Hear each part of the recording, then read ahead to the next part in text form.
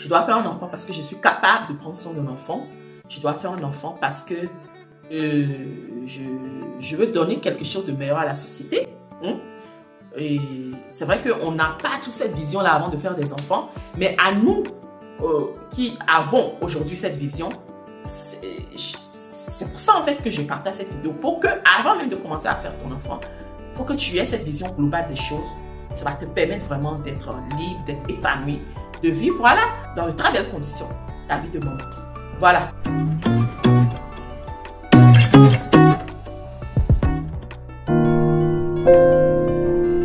La petite vidéo pour vous aujourd'hui, pour mes futures mamans. Félicitations si tu es une future maman qui me suit.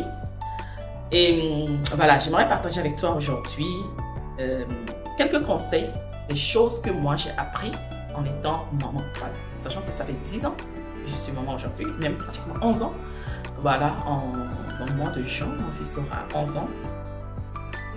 Et j'ai appris beaucoup de choses en devenant maman. Voilà. Devenir maman, c'est une nouvelle vie en fait. On quitte de la jeunesse à la réalité en fait de la vie. D'une vie de mère, d'une vie de parent, d'une mort à soi en fait. C'est-à-dire la vie de la jeune femme meurt. De la jeune mariée même meurt. Et moi je pense même qu'il faut fêter, je pense même qu'il faut fêter à la naissance la mort de la vie de jeune fille. Encore, avant le mariage on le fête. Mais après le mariage, c'est-à-dire quand la maman accouche, moi je pense qu'il faut encore fêter. Pour fêter enterrement de la vie de jeune femme. Encore, voilà, pour rentrer dans la vie de jeune maman. Parce que c'est une nouvelle vie. Voilà, c'est vraiment une nouvelle vie qui commence. Et moi, je suis devenue très jeune maman. Forcément, j'avais pas assez de sagesse, j'avais pas assez de bagages en fait pour devenir maman. Donc ça, c'est assez compliqué pour moi au début. Même pour mon fils, je pense que c'était aussi compliqué parce que si tu n'es pas une maman aguerrie, préparée, ça retombe automatiquement sur l'enfant. Donc, ça fait qu'aujourd'hui, après 10 années de mariage, 11 ans, je peux me permettre de donner quelques conseils aux futures mamans pour qu'elles vraiment se préparent aussi la venue de leur enfant et être voilà, les meilleures mamans possibles. On n'a jamais fini d'apprendre ou d'être meilleur. Mais on peut voilà, acquérir certaines choses avant vraiment de rentrer dans la vie de maman en fait. Dès que tu deviens maman, c'est que tu viens d'enterrer une vie. Et tu fais renaître une nouvelle vie. C'est-à-dire que tu deviens maman. Tu deviens maman telle. Tu ne vis plus seulement pour soi. Avant, quand tu avais ton salaire, tu payais que tes chaussures, tes habits. Voilà, tu te mettais bien sans avoir besoin d'acheter le lait à un enfant, d'acheter les couches, de partager, de penser à aller dans le magasin, payer un habit pour ton petit garçon, pour ta petite fille, tu vois. Donc, toutes ces choses-là, ce sont des nouvelles choses qui arrivent dans ton quotidien. Il va falloir vraiment les assumer, les aimer, ne pas déprimer, ne pas regretter, mais vraiment les accepter avec joie. Et voilà, devenir maman, c'est mourir en fait. C'est mourir et vivre pour le bonheur de son enfant. Faire tout pour donner la meilleure des éducations à son enfant. Faire tout pour protéger son enfant. Faire tout pour créer une complicité entre maman et enfant pour que cet enfant grandissant puisse vraiment être libre de te parler de sa vie intime, de ses challenges au quotidien. Vraiment créer une éducation même sexuelle avec son enfant de très jeune. Dès qu'il est très jeune, moi je sais que mon fils il a 10 ans aujourd'hui, il a 11 ans. Pourquoi il dit toujours 10 ans? Il a 11 ans bientôt, en juin.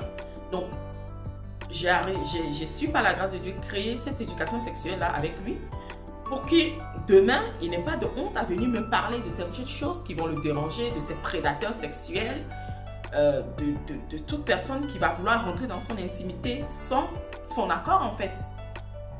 Mon fils il sait que il n'y a pas de sexualité avant le mariage. Ouais, il le sait bien parce que c'est une loi que notre Dieu a donnée et nous marchons selon la loi de notre Dieu, selon la parole de Dieu. Tu vois? Donc devenir maman, c'est chercher à augmenter en sagesse pour pouvoir redonner cette sagesse-là en retour à son enfant. Devenir maman, c'est chercher à travailler, c'est toutes les parties de sa vie.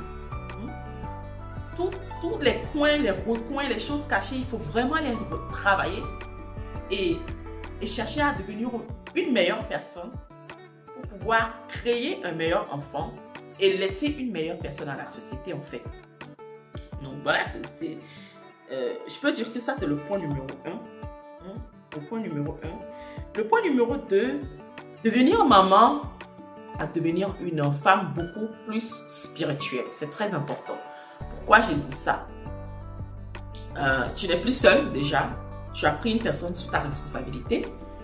Faire un enfant, c'est pas juste, ok, j'ai fait un enfant, c'est mon enfant. Non, tu viens de prendre une personne sous ta responsabilité. Dieu vient de te confier une personne à part entière. Dieu vient de te confier même une nation tout entière. Parce que de cet enfant sortira des milliers de personnes. Donc, c'est une nation que Dieu vient de te confier. Donc, tu as besoin d'augmenter ton niveau spirituel, d'augmenter ta sensibilité au Saint-Esprit, d'augmenter, si vous n'avez pas suivi mes vidéos du Saint-Esprit, allez dans mes anciennes vidéos, c'est très très important. Une maman doit avoir une communion avec le Saint-Esprit. Une femme au foyer, une maman, une mère, une femme mariée, pardon, doit avoir une communion avec le Saint-Esprit. C'est très indispensable, sinon tu vas échouer dans beaucoup de choses. Moi, je sais que j'essaye d'éduquer mes enfants avec les conseils que je demande au Saint-Esprit. Parce que je sais que chaque enfant est différent. Nous avons 3 enfants. Je sais que chaque enfant est différent. Ils ont des personnalités différentes. Ils ont leur manière de s'exprimer différemment. Ils sont tout simplement différents. Donc, je ne peux pas les mettre tous dans un même panier et les traiter comme, voilà, comme ce sont des, voilà, comme s'ils sont des mêmes personnes en fait. Non, non, non, pas du tout.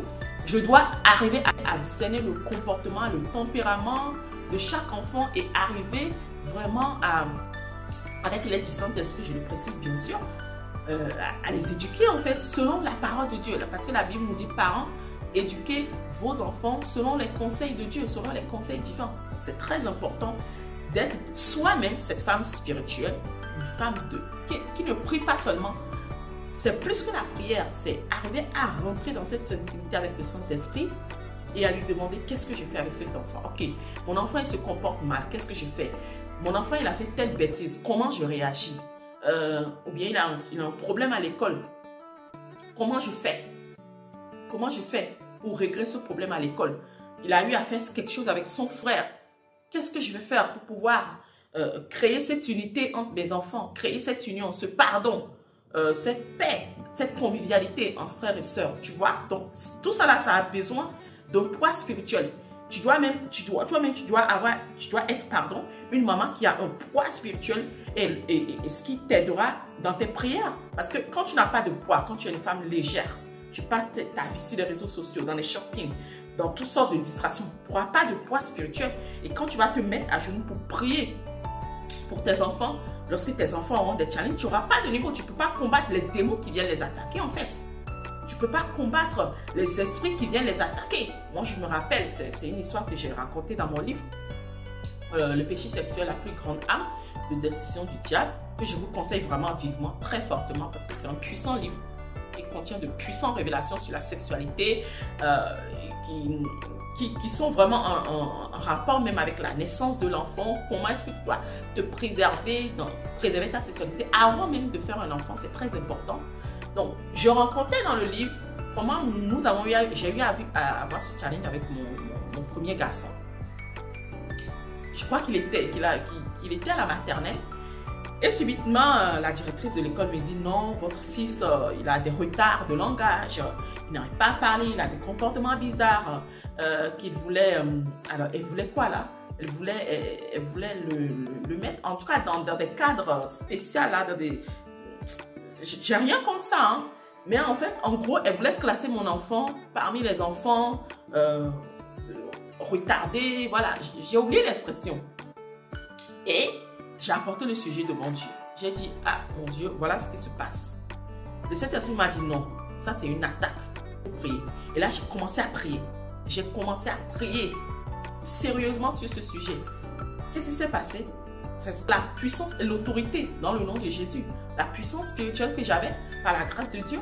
La directrice, elle a fini par lâcher l'affaire. Le Seigneur même nous a fait la grâce même de déménager complètement du quartier. Voilà, c'est ce qui s'est passé. On a même déménagé du quartier. Donc, mon fils a eu à changer d'école. Et l'affaire, c'est... Je vous dis, Dieu est grand. Il faut être une femme spirituelle. Il faut être une femme spirituelle. Mon fils, il a changé d'école et l'histoire s'est arrêtée, tout simplement.